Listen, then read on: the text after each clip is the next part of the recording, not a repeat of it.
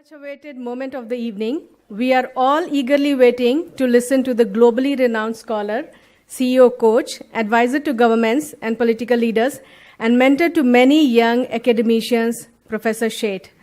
Professor Sheth is Charles Kellstatd Professor of Marketing at the Goizueta Business School, Emory University, USA. He is known nationally and internationally for his scholarly contributions in consumer behavior, relationship marketing, competitive strategy, geopolitical analysis. Professor Sheth has also served on board of directors of several public companies across the world. He has received top awards from the American Marketing Association and from the Association of Marketing Science. He is Distinguished Fellow of the Academy of Marketing Science, Fellow of the American Psychological Association. He has authored and co-authored over 300 articles and 30 books, which already have been described here. Professor Sheth has contributed large sums to academia through Sheth Foundation and also supports AMA Sheth Foundation Doctoral Consortium through his foundation. Today, Professor Sheth will enlighten us on India's decade of destination, why the rise of India is inevitable.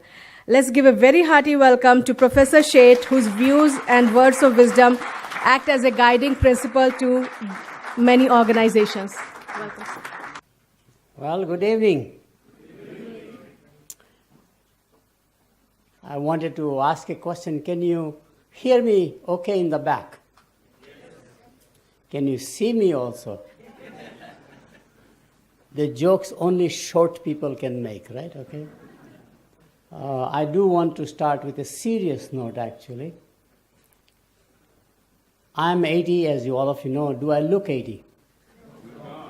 That's because I'm in marketing, okay? In marketing, the older the product, fresh the package, right? So that's what you do primarily. I'm just blessed. And I want to start on a serious note. Usually I don't, but this time I'm so moved. The presence of people that I admire, know. There are about 3,000, I would say about 3,000 years of work experience right here and the wisdom.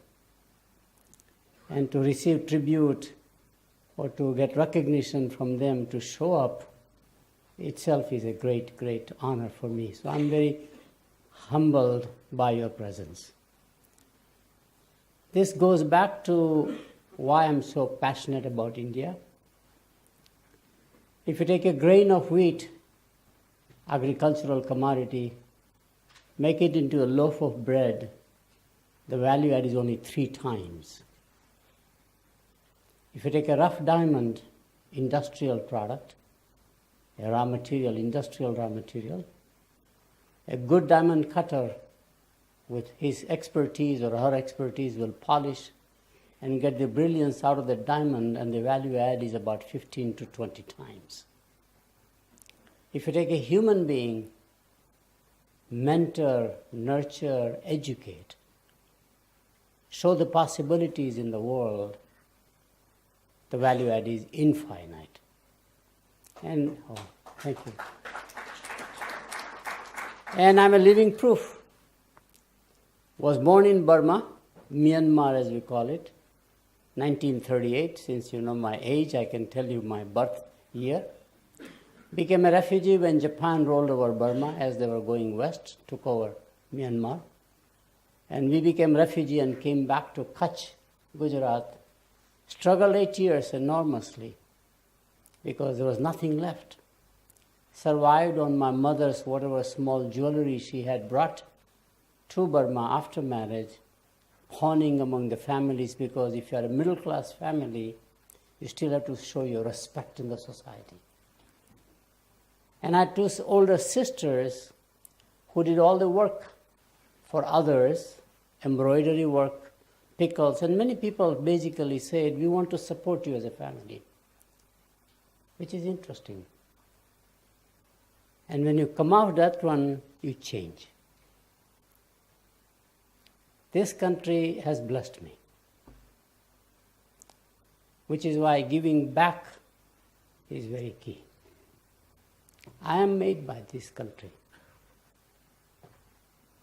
Coming back, I would be just typical Kirana shop because I was born into a merchant family, less than high school educated, probably a few grade school type. I would have some literacy in Gujarati, my language.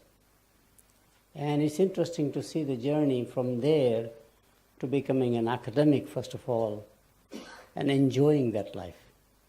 The transformation that I've gone through with the blessings and the nurturing this country gave me. So also in the United States, I think if I can do it, anybody else can do it. And that is the strength of India. How can we mentor and nurture ordinary people to make sure that they become extraordinary?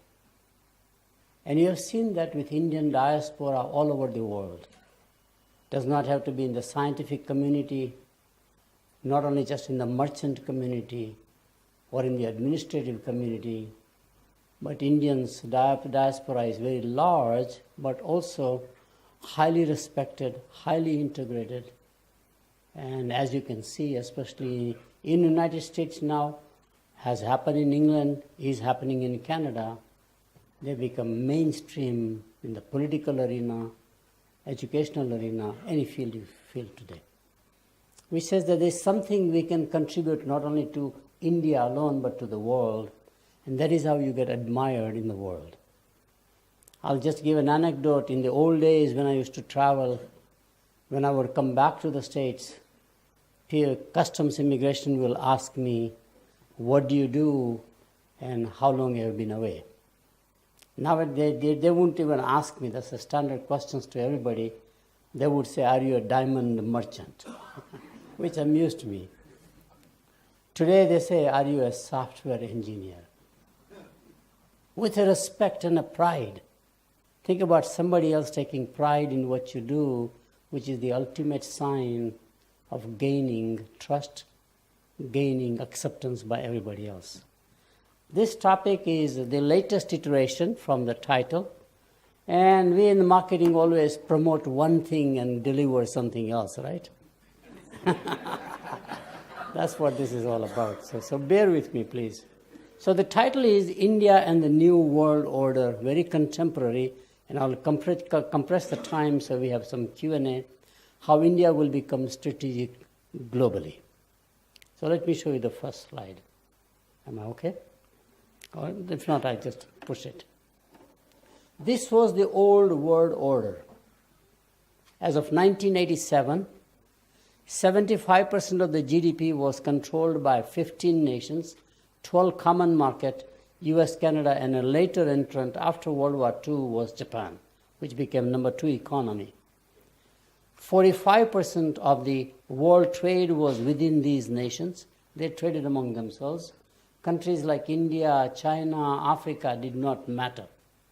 They were like tiny islands on the economic map of the world. However, all of them are aging and aging very rapidly. Japan is a point of no return, declining population. Germany is even between that's the birth and the death. We still have some growth left, but not to the replacement level, and we depend on immigration in the United States. Here was the world was stable. Balance of power was there between two ideologies, communism and capitalism. Cold War was a common front, interestingly. There were no little civil strifes. They were all absorbed into this mega ideology, sort of a debate all over the world. Harmonious economic, military, and political system was created. US defeated Japan on the one hand, also Germans with the help of others, and therefore there was a world order created with creating institutions like International Monetary Fund, World Bank, and the United Nations. World was fine. Now you see the change. Here are the things that changed dramatically only in the last 20 years, maybe 25 years. Collapse of communism, nobody expected that to happen, but it did happen. Created a huge change from the Cold War mindset to a post-Cold War era. Smartphones and social media came. Nobody imagined countries like India and China will be the largest users markets for smartphones or cell phones in general. That WhatsApp will be much bigger here than in America, for example. Anything you look at it. Rapid aging of advanced nations, I already talked about. There was a new trade agreement put in place called WTO, primarily because aging of the population, domestic markets were not growing, so you had to actually unleash the power of international trade, which is shifting now. Terrorism went global. For the first time, terrorism became a global enterprise rather than a local enterprise. Taliban is everywhere, not just in Afghanistan or Pakistan. New leaders have emerged who are very different. If you just look at each one of them in their own way, they're making a difference in the nation, in the world, but in a very different styles and different maybe missions of them. Prime Minister Modi here, for example, but they all have one thing in common. They want to transform the nation the way it used to be to the nation where it needs to go. And that's true of Chinese leader Xi Jinping. In the process, you see the emergence of a new Triad Power. Think about the countries that were there versus the countries that are emerging. So you have United States, you have China and India as the new Triad Power, mostly driven by their consumer markets. US is a very mature consumer market, but the largest markets in the world for any product you can imagine are now Chinese markets and Indian markets. So the fate of foreign multinationals, especially US, European, Japanese multinational, lies with these two nations. If you don't participate, you just cannot achieve your future properly. Defense is another big area. All these three countries are becoming very strong in defense. India is investing massively in its defense. And of course, security, cyber security, homeland security, whatever it is. And they will drive the future relationships. Signs are very important. In the previous map, there was a positive sign across all these three entities, Japan, Western Europe, and North America. Now you see a negative sign between US and China. What was a question mark is clearly moving toward a negative sign. India and the US relationship is becoming more positive compared to the non-alignment movement only about 40, 50 years ago, which is there is an asymmetry of trust. Neither side trusted each other, but today it looks like both are moving in the same direction, as if their journey is tied together for the future. And the question, therefore, is what will be the relationship between India and China? Because in any trilateral relationship, your enemy is my friend, or vice versa. This is very strategic position for India as to how it will manage this very opportunity on both ways, which I will talk about in a moment. Is it a new world order or a new disorder? So here are the things driving the world change. Too fast, too much. Everybody is worried about what's going to happen in the future. China has definitely emerged as an economic superpower. On a purchasing power parity, it has surpassed America. On a GDP also it will surpass, and there's nothing America can do. It is not in charge of America to decide the destiny of China. China is making its own destiny, however they are doing it. There's a discord among traditional allies and alliances. NATO is in a shambles. The traditional, what was considered to be the old order, they are not talking to each other in a way that consistently with each other. Each one is worrying about whose interest are we thinking about. Populism everywhere. Does not matter which country, populism seems to be the common denomination, any order. Even in Africa, populism is becoming popular, which is interesting. World is moving toward Asia, both economically and militarily. And the last part is very important to understand, my view. Military focus shifts from the NATO side, Middle East side, to Asia. And there is no way the United States can fight all three fronts at the same time or provide assistance. So we are looking about how US will divest its investments or involvement into NATO on the one hand, definitely Middle East. It is desperate to get out of the Middle East. needs to know how. That's it. And who will take over the responsibility. Rise of the new middle class, which is my favorite. India is transforming from unbranded consumption to branded consumption. Families don't want to buy unbranded products anymore. Huge amount of consumption is taking place. That's great.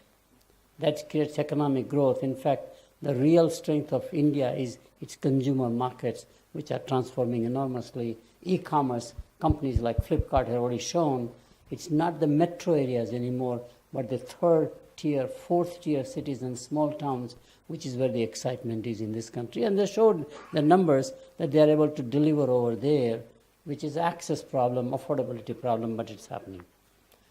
Political and social acrimony globally. I'm watching this with somewhat amusement. Every world leader has a Twitter now. And what they tweet is more amusing than a novel.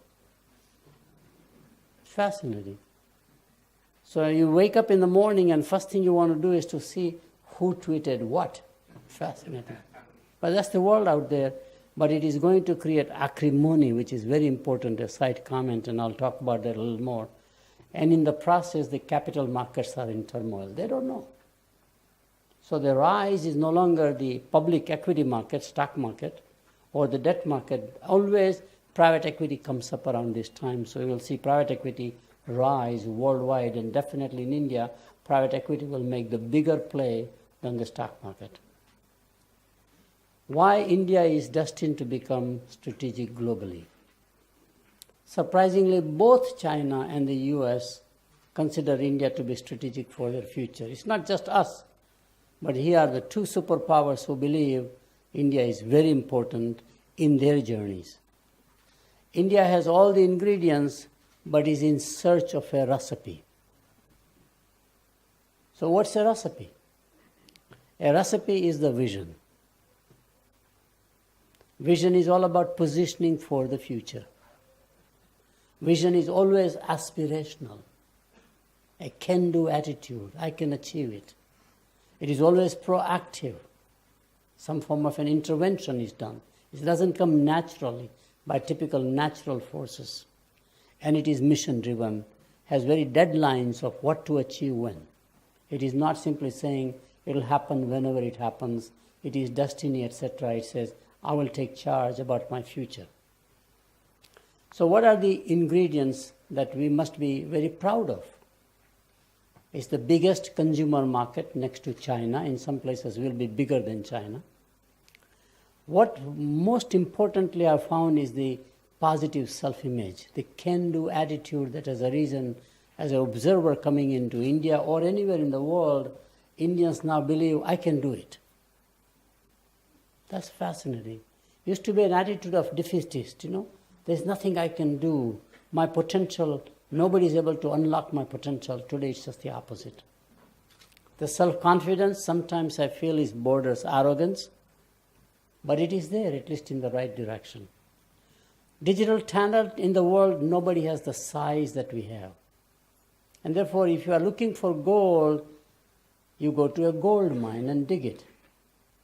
The gold mine of talent is in India. Have you seen the explosion of Hyderabad as a city?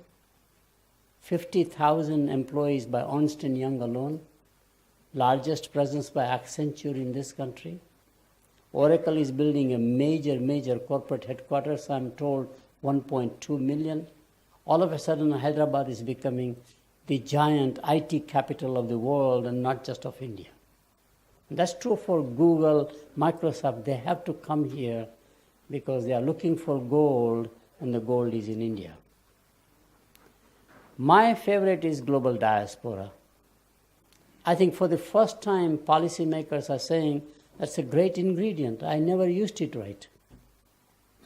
It adds in a way that's very important, and this global diaspora, as we talked about, is everywhere, first of all, and also quite well respected and integrated rather than being isolated. I think it's a great ingredient. Next one, equally important, is deep diplomatic reach. As a nation, you have embassies or outposts all over the world. You have your diplomats out there. That's as good a talent or a force, power as an ingredient as, for example, global diaspora. How can we leverage that for the positiveness or for the future of the nation? We have a growing soft power. Yoga now is an international day, not just in India, but the world actually is passionate.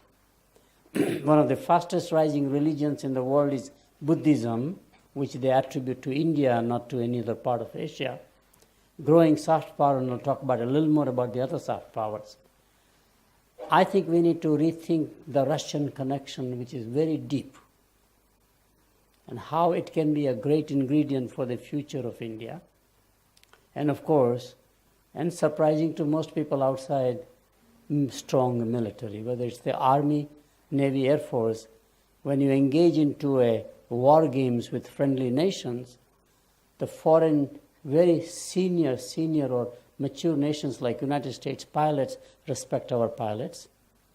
U.S. Army respects our Army, because fighting in Kargil is not that easy. They respect our Navy, in the Navy sort of exercises that you do. There's something there that's an ingredient that can be captured, packaged properly into a recipe. The repositioning of India is very simple. India somehow got organized as a isolated domestic economy, we call it license Raj, plant economy, commanding heights, whatever you call that thing. How do you become integrated globally? And our diplomacy has been mostly regional, like the SAARC or the Asia. How do we come into a part of a global diplomacy all over the world? It's very doable. In my view, it's not at all impossible to do it, and therefore it's a question of getting it done. So here are a series of strategic recommendations. The first one is the one that I think is most important one. Soft power is not just culture, religion, philosophy, heritage, which is great. But the soft power of tomorrow is our brands and the products the country makes for the global markets. This is what Japan learned, from a nation of cheap goods to something admired by everybody. This is what South Korea learned. This is what China is doing right now. I think it's a mandate that somehow whatever we can do, public-private partnership, whatever happens, how do we create brands out of India which are highly respected and admired in product categories, not just in services, where we are well respected. Embrace global standards and global benchmarks for domestic products and services. I think domestic standards come in the way. They were organized for our context, but the context has changed. It's very doable. So can we embrace global standards in everything we do, maybe mandate it if necessary by law, raise the bar to the higher level than what it is, like a TQM process we went through, total quality management. Become global hub for professional talent. I find that Make in India strategy works very well in manufacturing, but it works better in services. We will be definitely a global hub for services talent across services, and the average hourly income that you command, not the wages, but I'm talking about the revenue you command, will rise from the call center days, which is very low end. Let's say $10, $11 is what you can charge to the clients. It'll go up to $55, $60, maybe $100 per hour. That's the aspiration. It's doable.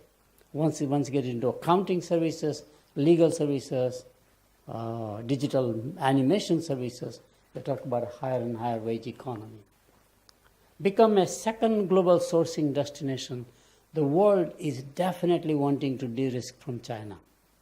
Not for strategic weapons or very high-end products, but Chinese make ordinary products where the whole world depends. If China decides by a stroke of pen, I will simply not supply toys anyplace. There is a shortage of toys now. I will not supply certain kinds of products that are used like a paper towels or whatever they are. I'm just imagining. There's a shortage, a worldwide shortage, which can create riots in the street. It's as dangerous as the onion prices in India. And no politicians can survive those kinds of social media affected, because that shortages of impacts me on a daily basis in advanced countries.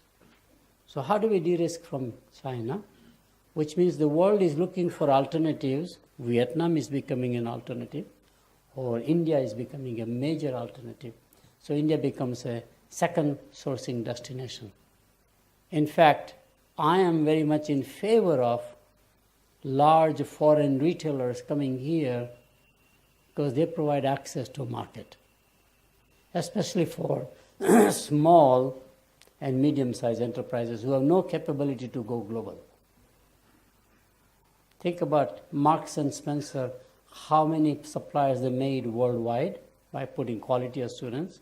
Sears Roebuck did the same in America. It was a domestic company. I can give you examples. I see actually an advantage when companies like Walmart and Amazon want to show up here. I see a day when a Walmart, for example, or Amazon, but Walmart, will not only buy products made in India, sell it into America, but also in Mexico and in Canada, and by the way, in China for that matter. So made in India product bought by Chinese consumers is very possible in less than 3-4 years. We have world-class capabilities. If you don't believe that, I'll give an anecdote. We are the largest maker of diamonds in the world by a long shot. There is no distant second except very precious diamonds. For whatever reason, it has clustered in India. Supply comes for the rough diamonds now, opened up by Canadians and the Russians, eventually by everybody. Value add is done here, and now you find the largest retailer in America where diamonds, Indian diamonds are sold is a Sam's Club owned by Walmart. Now my view is that if Walmart can take the diamonds to America, also to Mexico, which is a big market for Indian products, Canada, but also to China. For the first time, we have to take a pride that our diamonds are sold in China, which directly we cannot do it. You need an intermediary, a large retailer who has a global footprint. So I'm in favor of having global players come over here, nurture our suppliers, and they can easily ramp up 40,000, 50,000 very good new suppliers altogether, mostly medium to small enterprises who go from a trader mentality to a manufacturing mentality. Speed up digital India, which everybody knows, and it's happening in a big way. With rural reach, India Stack is a major activity, and Aadhaar, of course, everybody knows. Encourage foreign direct investment in India for global markets. This is a sourcing destination, not just consumption destination. And you have seen recent announcements by South Korean manufacturers to say, we'll make it in India, but for the regional market, not only SAARC countries, but maybe the Gulf countries. That's very doable. Automobiles, we are doing quite well. Pharmaceuticals, definitely. Military services. I'm very strong of the belief that F-16 fighter plane program, which is 2 generations obsolete in the American market, has at least $50 billion of revenue left behind, mostly services, MRO as they call it. Why should that program be in America? It can be destined or shifted over here because we have the talent to do that kind of a maintenance revenues on those plants. It's very possible. I think we have not imagined what we can do given the opportunity and the positioning that's taking place. I believe very strongly we need to provide economic and social incentives to business enterprises, both private and especially state enterprises, for global presence. They can do it. SBI is everywhere, but I do not see LIC everywhere. It's one of the largest life insurance corporations in the world. Why are they not global? If the global life insurance companies are coming here, you cannot manage that unless you go in their part of the world. It's a typical competitive analysis. Digitize. We already talked about that one. Invest in management education for diplomats, military and state enterprises. They're brilliant people. It is not easy to pass IS exams or foreign service exam or a police exam or a military exams. They are that rough diamonds. They are shaped very much by their own academies and induction into their activities as a diplomat. But what is lacking is that they never studied, never got the feel of managing. Today, ambassadors are basically economic ambassadors, brand ambassadors. So management skill sets providing to them is absolutely critical because you are running an enterprise even though it is for non-profit. So that's my view. Reposition the existing training colleges so they have a lot more curriculum, etc. on the management side. Deepen diplomatic relations with G7 nations, not other nations like the non-aligned nations, but G7 are so critical. How do we create a deep diplomatic relationship with them? How would we do it? Outside of the tactical frictions that everybody has. You rise above that so they think there's a strategic partnership almost, not formal, but informal. I think it's very doable. And I do want to point out, because I made a point, I have found no other leader in the world, as Prime Minister Modi, who is equally comfortable, or the other side, like Putin is comfortable, so is Angela Merkel. Remember, these are two different personalities. So would be the Obama administration and now the Trump administration. So is, in fact, Abe in, let's say, Japan, or any place in the world. It is not easy to please other leaders. Many other leaders fail beyond a certain group. So this is he's a great brand ambassador. And how do we leverage that properly? By having more diplomatic, deep relationships, especially with the 7 powerful nations plus Russia. Offering Indian retired diplomats for track 2 back channel negotiations and conflict resolutions. We have done this before. When Egypt broke off the relationship with America, they used the Indian embassy in Washington, I know for a fact, as diplomatic go-between. We always need to talk. Huge, very experienced talent in our retired diplomatic people. How do we leverage that thing? Lots of conflicts are out there where we can be good intermediary behind the scenes. Our next one is the more toughest one you will ever do. Replace seniority with merit-based bureaucracy. To me, this change is very essential to unlock the potential of the nation. I will not go into the details because it's a very sensitive matter at the same time, but it's doable. Engage with Russia and China with a fresh new perspective. We have the heritage of the old thinking about these two nations. These two nations are going in directions which is not their past but their future. So how do we think and realign with that one? Both are very important nations for the future, in addition to, of course, the G7 nations by and large. And learning and managing, navigating through that will be very important. So this is my conclusion. There is a new geopolitical order. Gods are blessing us. We have become important to the world out of nowhere, diplomatically, economically, and definitely militarily. How do we leverage that? It's like Goddess Lakshmi coming to bless you. At that time, you don't say, my face is dirty, let me go and clean up my face, wait for me. Goddess will not wait for us, which means get the blessings now and do whatever we can do. The traditional leaders and institutions are struggling to maintain world order. This has generated great opportunity for new leadership, both the nations or the individuals. India is destined to become strategic because the rest of the world finds India very important for their journey. India has all the ingredients and it is in search of a recipe. Thank you very much.